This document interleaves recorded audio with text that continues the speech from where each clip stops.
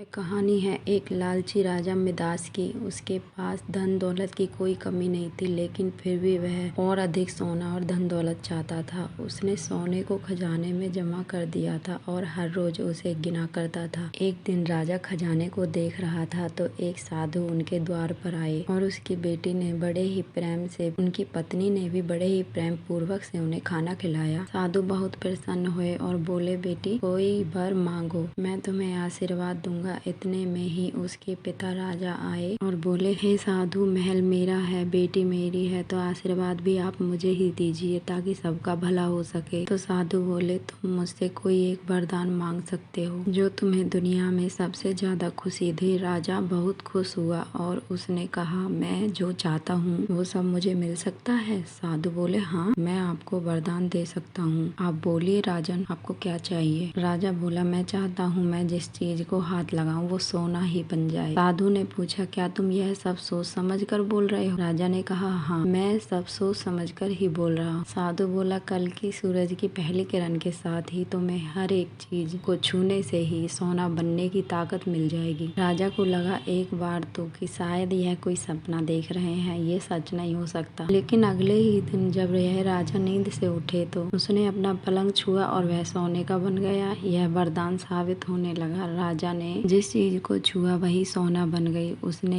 खिड़की के बाहर खेलते हुए अपनी नन्ही सी बच्ची को बुलाया अपने पास में और उसने अपनी बेटी को गले से लगा लिया और कहा, बेटा देखो, मैं तुम्हें एक अजूबा दिखाना चाहता हूँ। सोचा कि वह बहुत खुश हो जाएगी, लेकिन उसने एक किताब को छुआ पढ़ने के लिए, वह भी सोना बन गई। फिर वह नाश्ता करने बैठा तो वह भी सोना बन गया। फल और गिलास पानी को छुआ तो वह भी सोना बन गया। उसकी भूख बढ़ने लगी और वह परेशान हो गया और सोचने लगा कि हे प्रभु, मैंने ये क्या कर दिया, मैंने ये कैसा वरदान मांग लिया। ठीक उसी समय राजा की बेटी उसके पास दौड़ती हुई आई और बाहों में भर लिया। जब बेटी को उसने गले से लगाने के बाद दूर हटाया तो देखा कि बेटी भी एक मूर्ति में परिवर्तित हो चुकी है। वह सोने की मूर्ति बन चुकी है और राजा के चेहरे की सारी खुशी गायब हो चुकी थी। राजा सिर पकड़कर रोने लगा और वरदान देने वाले साधु से प्रार्थना करने लगा, हे साधु देवता, आप जहाँ भी हो प्रकट हुई। हे साधु देवता, आप जहाँ पर भी हो प्रकट हुई, मेरी समस्या का समाधान कीजिए प्रभु। साधु प्रकट हुए और उसने राजा से पूछा, क्या हुआ, हर चीज को सोना बना देने की ताकत तो मिल गई है ना तुम्हें, तुम खुश नहीं हो क्या। राजा ने बताया कि मैं दुनिया के सबसे दुखी इंसानों में से हूँ। राजा ने उसे सारी बात बताई। साधु ने पूछा, अब तुम क्या पसंद करोगे, अपना भोजन और प्यारी सी बिटिया या सोने का ढेर। राजा ने साधु से माफी मांगी, उनके पैरों में पड़ गए और मिन्नत करने लगे कि मुझे ठीक कर दीजिए, आप पहले जैसा सब कुछ कर दीजिए, और कहा, मैं अपना सारा धन दौलत छोड़ दूंगा, मेहरबानी करके मेरी बेटी मुझे वापस लौटा दीजिए, क्योंकि उसके बिना हर चीज मेरे लिए मूल्यवान होते हुए भी खत्म है, मूल्यहीन हो चुकी है। साधु ने राजा से कहा, तुम पहले से अधिक बुद्धिमान हो गए हो। और अब उसने अपने वरदान को वापस ले लिया। राजा को अपनी बेटी फिर से मिल गई और उसे